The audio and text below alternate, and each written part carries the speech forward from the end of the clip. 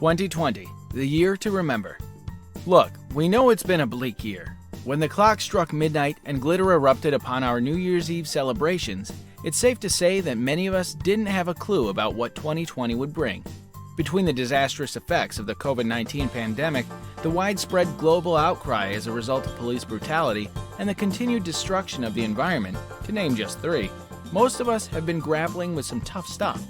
When we talk about 2020, we mean many entangled things: a pandemic, the death and economic destruction caused by the pandemic, the governmental mismanagement of the pandemic, the ways the pandemic has exposed the failures of our social system, the ways it has divorced us from routines we rely on and people we love, and our delusion that the future is in our control.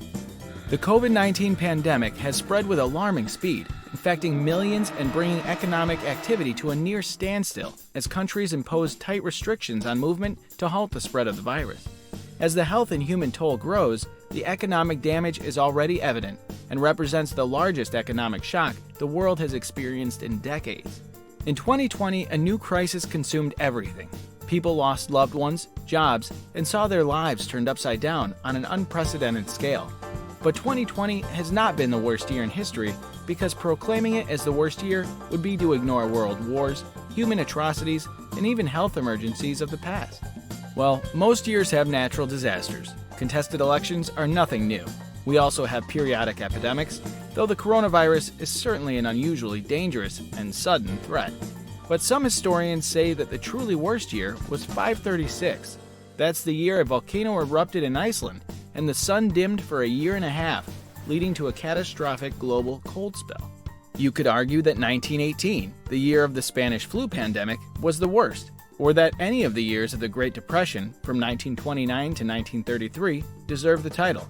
The year 1919 saw the end of the war to end all wars, but Europe was devastated. And of course, there was also the bubonic plague, which wiped out 60% of Europeans starting in 1347. You could say that in modern history, 1968 was the worst. In that year, the Vietnam War raged, Martin Luther King Jr. and Robert F. Kennedy were assassinated, police beat protesters at the Democratic National Convention in Chicago. But most people alive today didn't live through any of those years, and we feel most deeply what we know firsthand. We know this year, 2020. We're definitely not here to erase the fact that it's been a god-awful year for many, nor to brush over the brutal realities that we're all finding ourselves in.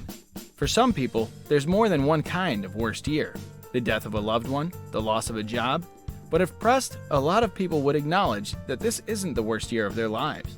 Sometimes when we say worst, what we really mean is strange.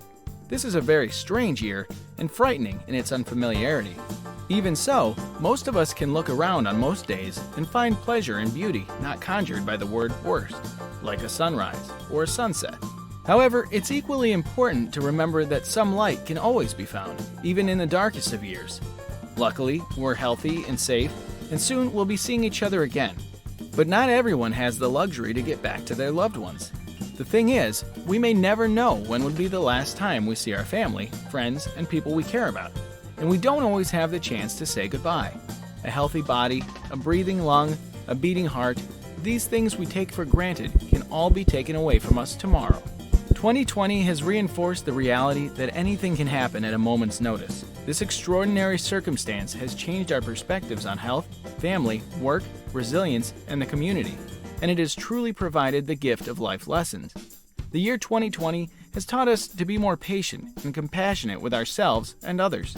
It has taught us that uncomfortable conversations are necessary to advance our understanding of one another. It has taught us to focus and enjoy the little things in life that make us smile and laugh. It has taught us that even as an introvert, we are still human, and humans need social connection. And it has definitely taught us to be thankful every day for the life we are privileged to live, the amazing people in it, and to stop if we start taking any of that for granted. And it taught governments that it will always be more important to invest money in health than in war, and that heroes are not the politicians, they are the doctors. These are the lessons that will carry forward with us for many years to come.